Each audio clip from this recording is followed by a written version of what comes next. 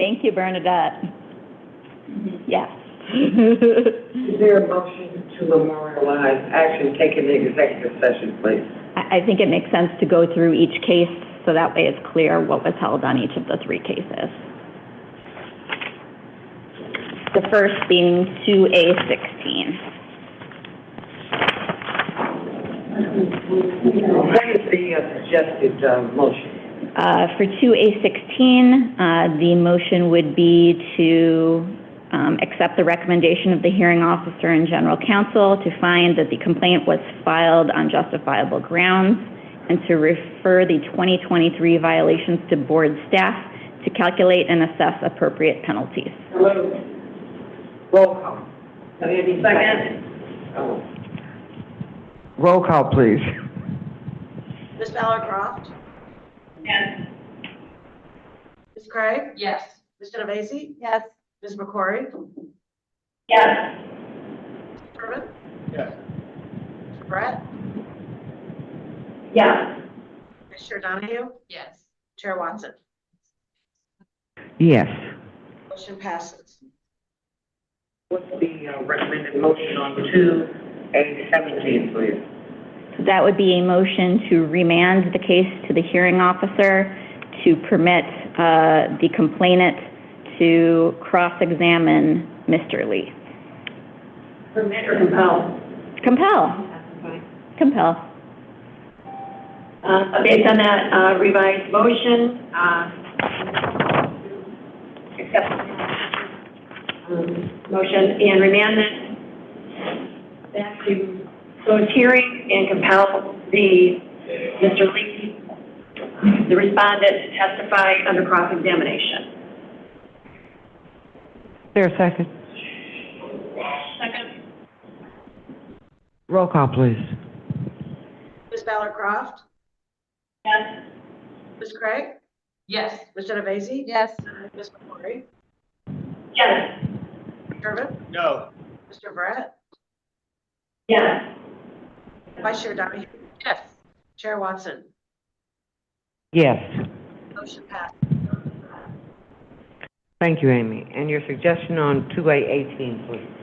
Would be to accept the recommendation of the general counsel to find that the claim under section 9-10 was filed on justifiable grounds and to order a public hearing. Second. Roll call, Amy. Ms. Ballard-Croft? Yes. Ms. Craig? Yes. Ms. Genovese? Yes.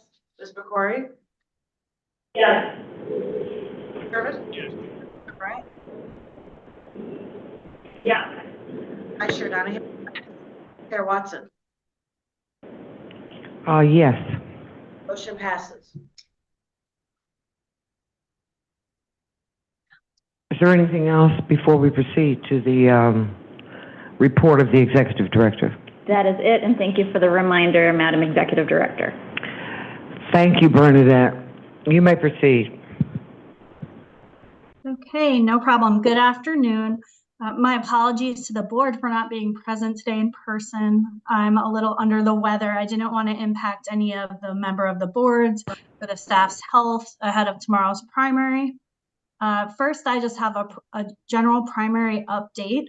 After months of preparation, tomorrow is finally primary election day. Early voting has been proceeding across the state without major incident. The deadline to request a vote by mail ballot was late last week, and vote by mail ballots must be returned by tomorrow.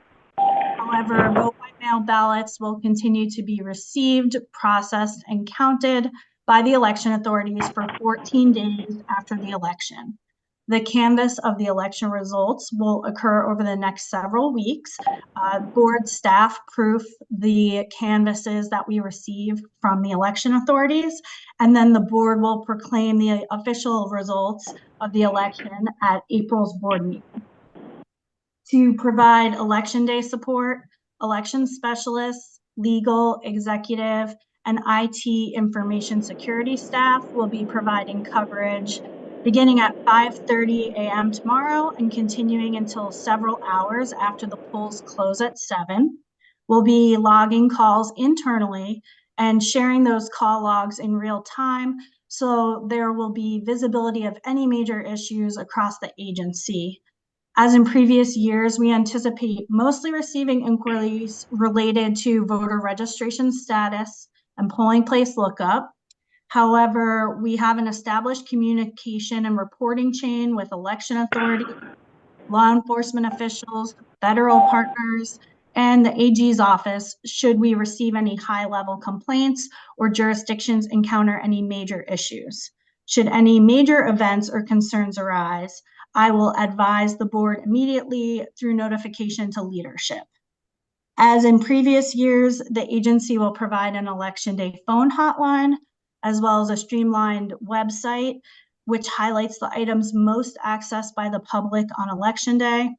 Visitors to the website will still have a link to the standard homepage with standard features if they need it. However, the election day website will assist with providing the most relevant information to voters most immediately on election day. So that's just a general summary of what our staffing plan is for tomorrow and what activities we expect to see.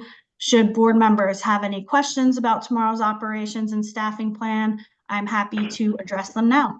Thank you.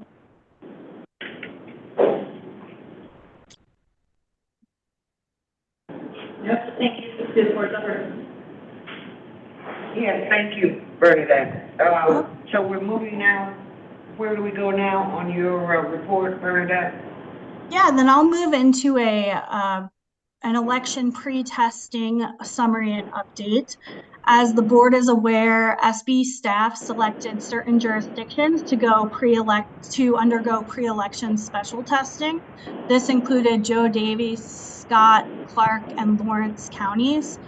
4 of the state's 6 approved systems were selected for pre-testing. Testing of the individual jurisdictions concluded about a week ago. Staff reports have been drafted related to each test, but are currently being reviewed by VRS management. So those reports, when they're finalized, will be included in next month's agenda as an informational item. However, I'm happy to report from staff that all tests proceeded without any major incident, and staff are able to report that no issues were found with any of the tabulation systems or the equipment that was tested, and all predetermined testing results were found to be accurate. Erica Christel, the testing team lead, is present and available for any immediate board member questions related to the tests. But again, we'll also have those reports on next month's agenda. And should the members have any reports then, any questions then on the reports, we'll also be happy to answer them next month. Can you tell me one more time what counties got tested? Yes, Joe Daviess, Scott, Clark, and Lawrence.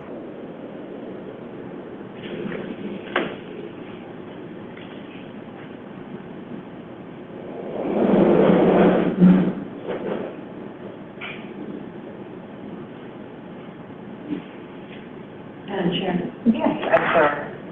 There are additional questions? Is there anything else, Madam Executive Director? I just wanted also to provide a quick and general legislative update to you all, being that we are in the middle of session. And usually around this time, the activities related to legislative session begin to ramp up. So for your information, a listing of agency and election related bills has been provided in the board packet. Staff continue to work with the legislative subcommittee and have provided them with routine bill analysis and updates on election related bills. We've met as a group once since the last board meeting, and we'll continue to meet regularly as needed to discuss any pending legislation. I would like to thank the subcommittee members for always being available to us, especially at this point in time, almost immediately when we do need to discuss something. It's been a really good working group for us internally this session. And to date, the agency has not taken a position on any bills, but we continue to serve as a resource to review potential language and advise on election administration impact if requested. The House and Senate budget hearings have been scheduled. They are going to occur on April 17th and 25th. 4th. Assistant Executive Director Jeremy Kirk, Senior Policy Advisor Brian Pryor, and I will attend each of those hearings to present our agency's budget request and provide testimony on behalf of the agency. Ahead of those hearings, Brian will solicit questions from legislative staffers and seek to address any questions and concerns they might have prior to the hearings. And then just generally, last week, Vice Chair Donahue had reached out to me to request an update on various task forces that have been created over several years that relate to the agency. These are the Ranked Choice Voting Task Force, the Access to Voting for Persons with Disabilities Advisory Task Force, and the Elections and Infrastructure Integrity Task Force. After speaking with Vice Chair Donahue, we decided the full membership would benefit just from a brief update. The Ranked Choice Voting Task Force is the only task force that's met as of today's date. The RCV task force has met 4 times and is scheduled to meet at least one more time before the end of the month before it renders a report.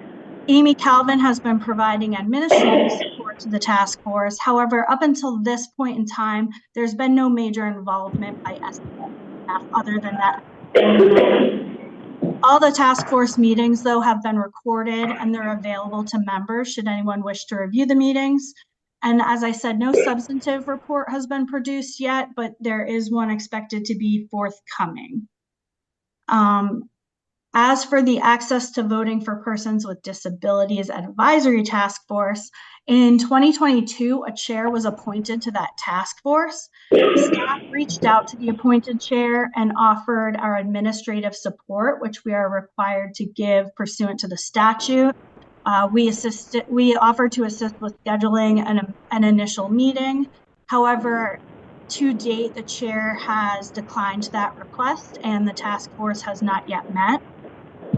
And then for the Elections and Infrastructure Integrity Task Force, not a single individual to our knowledge has been appointed to date, and we've received no formal notice of appointments. So again, it's something we continue to track, but there just has not been appointments made to that task force or any real activities to date. But we will continue to provide updates and any other information that the board might require as related to these 3 task forces, and then any other ones that become established in this session, because it does seem that task force is a hot topic during legislation, and we'll have to see what comes out of this session. So other than that, those are just the general updates on some of the activities. Brian Pryor and executive staff are available for any questions related to this, and I'll also provide an opportunity to the subcommittee members if there's any other information they would like to share with the board. I would. I don't want to speak for it, but to thank Brian. We had a great meeting via Zoom and Teams, and he had everything so well lined out that Rick and I were able to talk and go for 4 bills that we thought were important, that Brian thought was important. And I mean, he had everything set to go. So it was just great. I would like to ask for one thing, getting ready to go into the budget meeting. If Rick and I could each get a copy of the ISL narratives, please. Just so we don't have any surprises going into the budget meetings. Otherwise, I think everybody's doing a great job. Thank you. Okay, yeah, thank you. And to the subcommittee members, as we approach the budget hearings, if anything high profile emerges or any questions, we could always advise you as the subcommittee members so that you're aware too of what sort of testimony we might be providing or other questions that we're having to give answers to.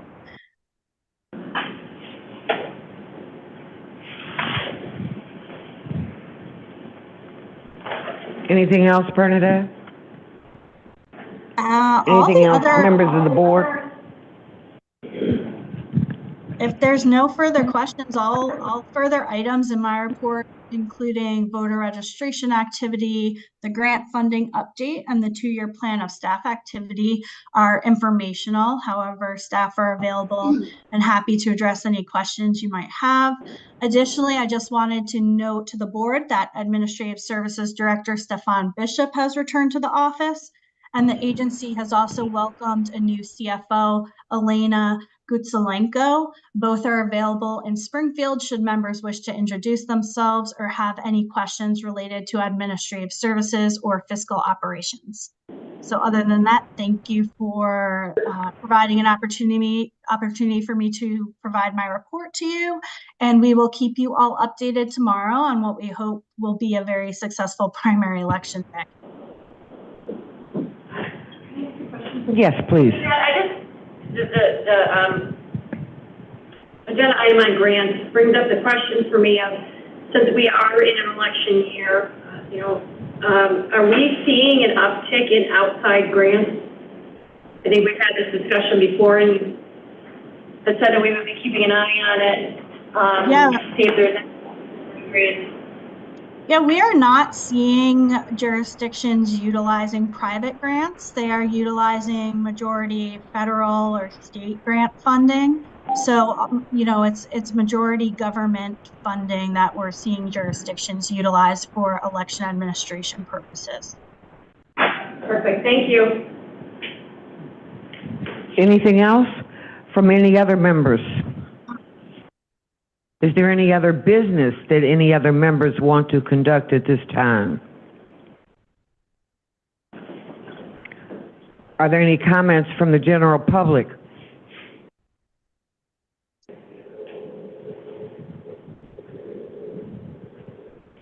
No comments from the general public.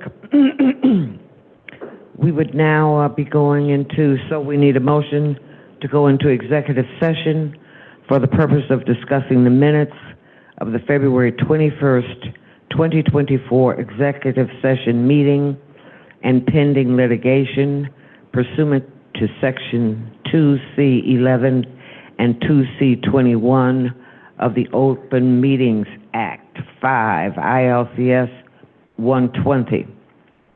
Is there a motion? I move that we go into executive session pursuant to Section 2C11 and 2C21 to discuss the minutes of the February 21st, 2024 executive session meeting and pending litigation. Second. Roll call, Amy. Ms. Bellicroft? Yes. Right? Yes. Ms. Genovese? Yes. Ms. McCrory? Yes. Herman? Yes. Brett? Yes. Vice Chair Donahue? Yes.